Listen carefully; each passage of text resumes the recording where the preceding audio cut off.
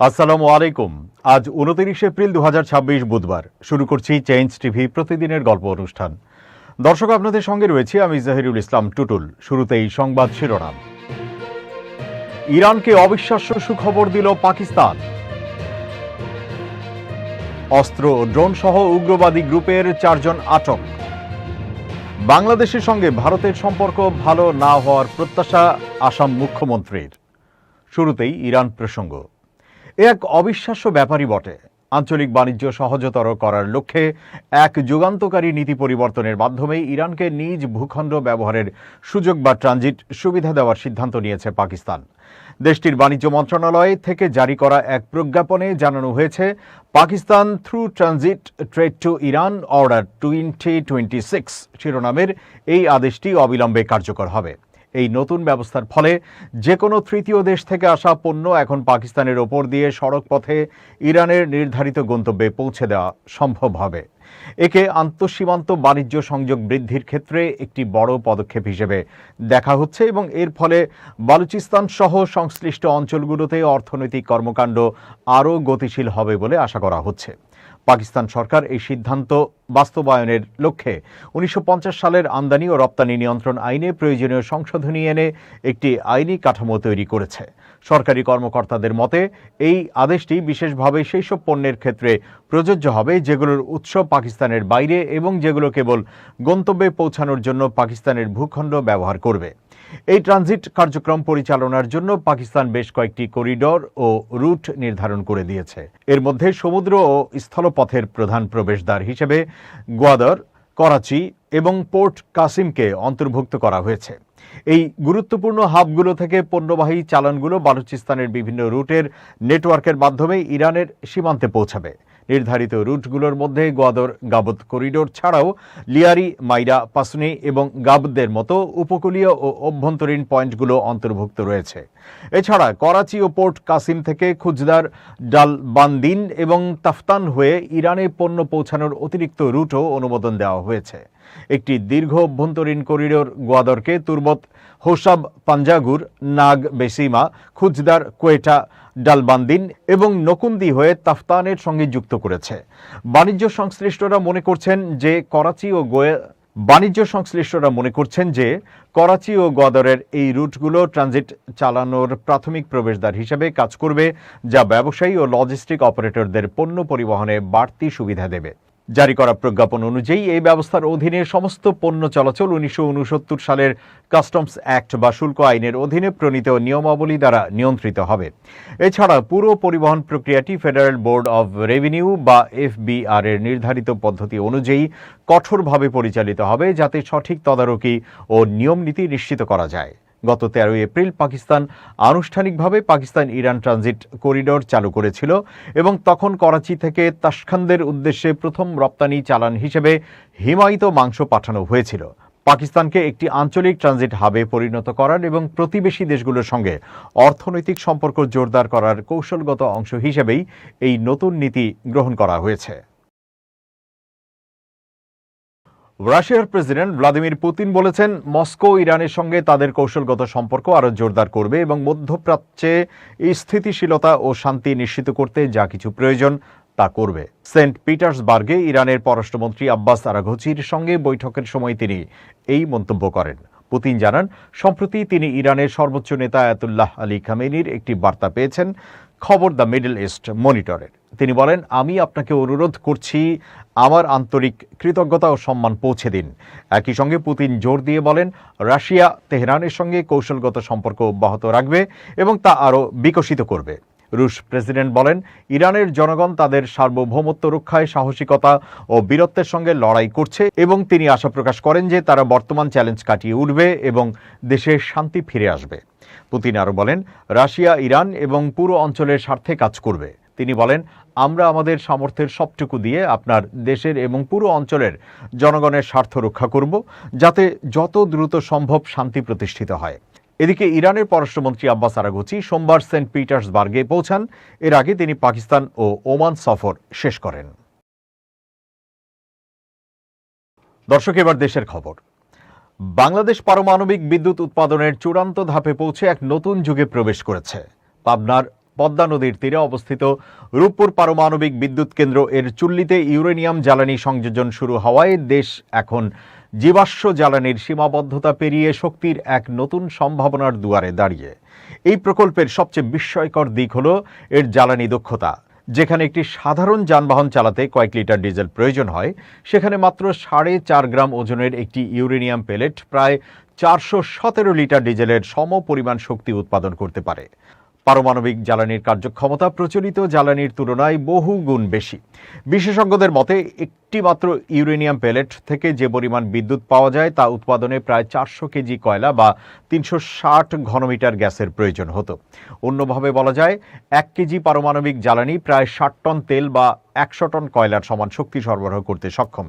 এই শক্তির উৎস হল নিউক্লিয়ার ফিশন, একটি নিয়ন্ত্রিত বিক্রিয়া যেখানে ইউরেনিয়াম 235 বিভাজিত হয়ে বিপুল তাপ উৎপন্ন করে। সেই তাপে পানি বাষ্পে পরিণত হয় এবং টারবাইন ঘুরিয়ে বিদ্যুৎ উৎপাদন করা হয়। পারমাণবিক বিদ্যুৎ কেন্দ্র নিয়ে সাধারণ মানুষের মধ্যে তেজস্ক্রিয়তার আশঙ্কা থাকলেও রূপপুর প্রকল্পে রাখা হয়েছে কঠোর নিরাপত্তা ব্যবস্থা। প্রথম ধাপে ইউরেনিয়াম পেলেট এমনভাবে তৈরি করা হয় যাতে তেজস্ক্রিয়তা এর ভেতরেই আবদ্ধ থাকে। দ্বিতীয় ধাপে পেলেটগুলো জিরকোনিয়াম অ্যালয়ের তৈরি সিল করা ফুয়েল রডে রাখা হয়। একাধিক ফুয়েল রড মিলে তৈরি হয় ফুয়েল অ্যাসেম্বলি এবং প্রতিটি 1200 মেগাওয়াট ক্ষমতার চুল্লিতে স্থাপন করা হবে 163টি অ্যাসেম্বলি। এই বহুস্তর সুরক্ষা ব্যবস্থা তেজস্ক্রিয়তা বাইরে ছড়িয়ে পড়ার ঝুঁকি কার্যত শূন্যের কোঠায় নামিয়ে আনে। তেল, গ্যাস বা কয়লা পোড়ানোর ফলে যেখানে বিপুল কার্বন নিঃসরণ হয়, সেখানে পারমাণবিক শক্তি উৎপাদনে কার্বন নির্গমন অত্যন্ত কম।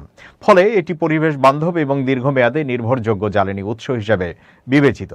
এছাড়া ব্যবহৃত পারমাণবিক জ্বালানি পুনঃ প্রক্রিয়াজাত করে আবারও শক্তি উৎপাদনে ব্যবহার করা সম্ভব, যা জ্বালানি ব্যবস্থাকে আরও কার্যকর করে তোলে।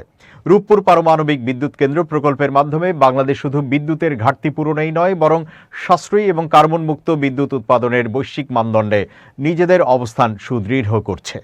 জ্বালানি লোডিং কার্যক্রমের এই সূচনা উন্নত ও টেকসই বাংলাদেশের পথে এক গুরুত্বপূর্ণ মাইলফলক হিসেবে বিবেচিত হচ্ছে।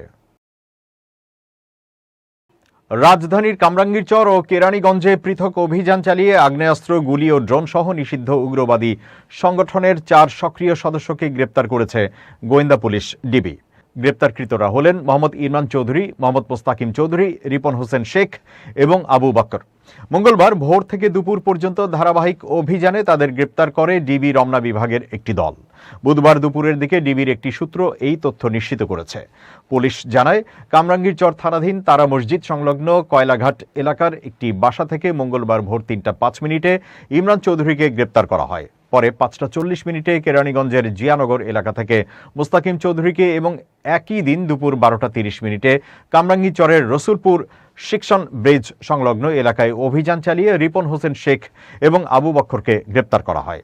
পুলিশ সূত্র জানায়, ধারণা করা হচ্ছে গ্রেপ্তাররা নিষিদ্ধ সংগঠন আকসার সক্রিয় সদস্য। তারা রাজধানীর বিভিন্ন স্থানে নাশকতামূলক কর্মকাণ্ড ও গুপ্ত হামলার পরিকল্পনায় জড়িত ছিল। এই উদ্দেশ্যে তারা অস্ত্র, গুলি, ড্রোন ও অন্যান্য সরঞ্জাম সংগ্রহ করে সংঘবদ্ধ হচ্ছিল। গ্রেপ্তার আসামিদের বিরুদ্ধে পরবর্তী আইনানুগ ব্যবস্থা নেওয়া হয়েছে। আসছে পবিত্র ঈদ উল আজহা বা কোরবানির ঈদ। কোরবানির ঈদ মানেই ত্যাগের মহিমা আর প্রিয়জনের সঙ্গে আনন্দ ভাগাভাগি। তবে 2026 সালের ঈদ উল আজহা সরকারি চাকুরিজীবীদের জন্য নিয়ে আসছে এক লম্বা ছুটির খবর। জনপ্রশাসন মন্ত্রণালয়ের প্রকাশিত 2026 সালের ছুটির প্রজ্ঞাপন বিশ্লেষণ করে দেখা গেছে, ক্যালেন্ডারের পাতায় ছুটির বিন্যাস এমন এক সমীকরণ তৈরি করেছে যাতে মাত্র 2 দিনের কৌশলী ছুটিতেই টানা 11 দিনের এক বিশাল অবকাশ কাটানোর সুযোগ তৈরি হয়েছে। নারীর টানে বাড়ি ফেরা মানুষের জন্য এটি হতে পারে বছরের দীর্ঘতম এবং স্বস্তিদায়ক ছুটি। যেভাবেই মিলবে 11 দিন। সরকারি প্রজ্ঞাপন অনুযায়ী আগামী 26 মে থেকে 31 মে পর্যন্ত ঈদের সাধারণ ও নির্বাহী আদেশের ছুটি নির্ধারিত রয়েছে। কিন্তু এই ছুটির 2 প্রান্তের সাপ্তাহিক ও ঐচ্ছিক ছুটিকে এক সুতোয় গাঁথলেই কেল্লা ফতে। ছুটির হিসাব: মে মাসের 22 ও 23 তারিখ শুক্র ও শনিবার সাপ্তাহিক ছুটি। যদি কোনো চাকুরিজীবী 24 ও 25 মে রবি ও সোমবার এই 2 দিন নৈমিত্তিক ছুটি নিতে পারেন, তবে ছুটি শুরু হবে 22 মে থেকেই। আর 26 ও 27 মে নির্বাহী আদেশে সরকারি ছুটি, 28 মে পবিত্র ঈদ উল আজহার সাধারণ ছুটি এবং 29, 30 ও 31 মে পুনরায় নির্বাহী আদেশে সরকারি ছুটি। সেই সঙ্গে প্রজ্ঞাপনের 2 নম্বর পৃষ্ঠার ঐচ্ছিক ছুটির তালিকা অনুযায়ী 1 জুন সোমবার ঈদ উল আজহার পরবর্তী চতুর্থ দিন হিসেবে ঐচ্ছিক ছুটি বরাদ্দ আছে। কর্তৃপক্ষের অনুমতি সাপেক্ষে এই ছুটিটি গ্রহণ করলেই পূর্ণ হবে টানা 11 দিনের ছুটির বৃত্ত। এবার খুব জরুরি 1 মিনিট জানাচ্ছেন ইউনেস্কো ক্লাব জার্নালিজম অ্যাওয়ার্ড বিজয়ী আমিরুল মোমিনিন মালিক। খুব জরুরি 1 মিনিটে প্রত্যেককে আমন্ত্রণ। 16430 এই নাম্বারটি আজ থেকে সংরক্ষণে রাখুন। যে কোনো সময়ে যে কোনো আইনি সহায়তার জন্য 16430 এই নাম্বারে ফোন দিলে আপনি সহায়তা পেতে পারেন।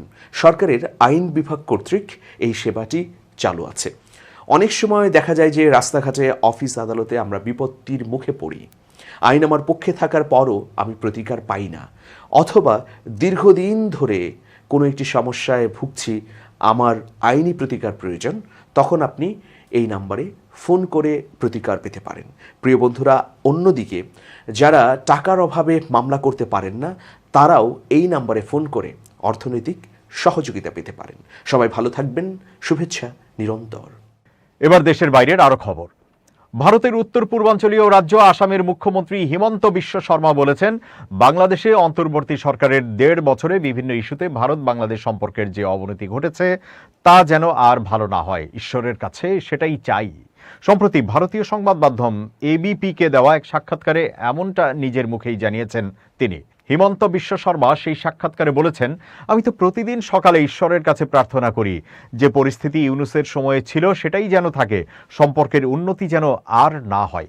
এবিপিকে দেওয়া দীর্ঘ সাক্ষাৎকারে ভারত থেকে রাতের অন্ধকারে কিভাবে বাংলাদেশে পুশব্যাক করা হয় তারও বিস্তারিত ব্যাখ্যা দিয়েছেন আসামের মুখ্যমন্ত্রী। হিমন্ত বলেন, বিএসএফ কি করে, কখনো 20, 30 বা 40 দিন, কখনো 10 দিনের মতো নিজেদের কাছে রেখে দেয়। যখন বিডিআর থাকে না, সেখান দিয়ে ধাক্কা মেরে পাঠিয়ে দেয়। বাংলাদেশের সীমান্তরক্ষী বাহিনীর নাম এখন বিজিবি হলেও আগের নাম বিডিআর বলেই উল্লেখ করেছেন তিনি। রাতে অন্ধকারের সুযোগেই যে এভাবে পুশব্যাক করা হয় সেটাও জানিয়েছেন আসামের মুখ্যমন্ত্রী। হিমন্ত বিশ্ব শর্মার সাক্ষাৎকারটি গত 15 এপ্রিল সম্প্রচারিত হয়েছে, তবে তার কিছু অংশ সোমবার থেকে সামাজিক যোগাযোগ মাধ্যমে ছড়িয়ে পড়েছে। এবিপি নিউজের হিন্দি চ্যানেলের সেই সাক্ষাৎকার অনুষ্ঠানে তিনি বলেন, আমার ভালো লাগে যখন ভারত বাংলাদেশের সম্পর্ক ভালো থাকে না, কারণ যখন সম্পর্ক ভালো হয়ে যায় তখন ভারত সরকারও চায় না পুশব্যাক করতে। তাই আসামের মানুষের ভালো লাগে যখন ভারত আর বাংলাদেশের মধ্যে একটা বৈরী সম্পর্ক থাকে। ভারত আর বাংলাদেশের যখন মৈত্রী হয়ে যায়, বিএসএফ আর বিডিআর যখন করমর্দন করতে শুরু করে, তখন তা আসামের জন্য বিপজ্জনক হয়ে যায়। হিমন্ত বিশ্ব শর্মার ভাষায়, যখন সম্পর্ক বন্ধুত্বপূর্ণ হয়ে যায় তখন সবকিছুই ঢিলে ঢালা হয়ে যায়। তাই আমরা সবসময় ঈশ্বরের কাছে প্রার্থনা করি যাতে ভারত আর বাংলাদেশের সম্পর্ক না শোধরায়। তখন বিএসএফ এর কড়া প্রহরা থাকে, বন্দুক উঁচিয়ে থাকে, সেনাও চলে আসে, কেউ আসতে পারে না। এ সময় এবিপির সাংবাদিক মেঘা প্রসাদ মন্তব্য করেন, এটি তো ভারত বিরোধী কথা হয়ে যাচ্ছে। জবাবে আসামের মুখ্যমন্ত্রী বলেন, আপনি প্রশ্ন করেছেন, আমি আমার মনের কথা বলেছি। যুক্তরাষ্ট্রের সাবেক এফবিআই পরিচালক জেমস কোমির বিরুদ্ধে গ্রেপ্তারি পরোয়ানা জারি করা হয়েছে। সামাজিক যোগাযোগ মাধ্যমে দেওয়া একটি পোস্টকে কেন্দ্র করে তার বিরুদ্ধে এই পদক্ষেপ নেওয়া হয়েছে বলে বিভিন্ন গণমাধ্যমে জানানো হয়েছে। মার্কিন বিচার বিভাগ জানিয়েছে, গত বছর ইনস্টাগ্রামে কোমি এমন একটি ছবি পোস্ট করেন, সেখানে সমুদ্র তটে শামুকের খোল দিয়ে 86-47 লেখা ছিল। সমালোচকদের দাবি এটি যুক্তরাষ্ট্রের প্রেসিডেন্ট ডোনাল্ড ট্রাম্পকে হত্যার ইঙ্গিত বহন করে। 86 শব্দটি প্রচলিতভাবে কোনো কিছু সরিয়ে ফেলা বা বাদ দেওয়ার অর্থে ব্যবহৃত হয়, আর ট্রাম্প যুক্তরাষ্ট্রের 47তম প্রেসিডেন্ট। এই প্রেক্ষাপটে বিষয়টি বিতর্ক তৈরি করে। এ বিষয়ে মঙ্গলবার সংবাদ সম্মেলনে ভারপ্রাপ্ত অ্যাটর্নি জেনারেল টড ব্রাঞ্চ বলেন, কারো জীবনের হুমকি দেওয়া বিপজ্জনক এবং তা অপরাধ হতে পারে। যুক্তরাষ্ট্রের প্রেসিডেন্টের জীবন হুমকির মুখে ফেলা কখনোই সহ্য করা হবে না। অভিযোগপত্রে কোমির বিরুদ্ধে প্রেসিডেন্টের জীবন নাশের হুমকি দেওয়া এবং তা ইন্টারেস্ট যোগাযোগের মাধ্যমে ছড়িয়ে দেওয়ার 2টি অভিযোগ আনা হয়েছে। সেখানে বলা হয়, প্রেক্ষাপট বিবেচনায় একজন সাধারণ ব্যক্তি এই ছবিকে ট্রাম্পের ক্ষতি করার উদ্দেশ্যের গুরুতর প্রকাশ হিসেবে দেখতে পারেন। তবে কোমি সব অভিযোগ অস্বীকার করেছেন। তার আইনজীবীরা দাবি করেছেন, এই মামলা রাজনৈতিক উদ্দেশ্য প্রণোদিত। দর্শক, শেষ করছি চেঞ্জ টিভির প্রতিদিনের গল্প অনুষ্ঠান। changetv.press বাংলাদেশের ইউটিউব জার্নালিজমের অগ্রদূত। ভিজিট করুন এর ওয়েবসাইট www.changetv.press, youtube.com/changetvpress এবং সাবস্ক্রাইব করুন চ্যানেলটি। নিয়মিত লাইক, কমেন্ট ও শেয়ার করে আপডেট রাখুন নিজেকে। ভালো থাকুন, নিরাপদে থাকুন, শুভেচ্ছা নিরন্তর। changetv.press, এক ফোঁটা হলুদও নেই।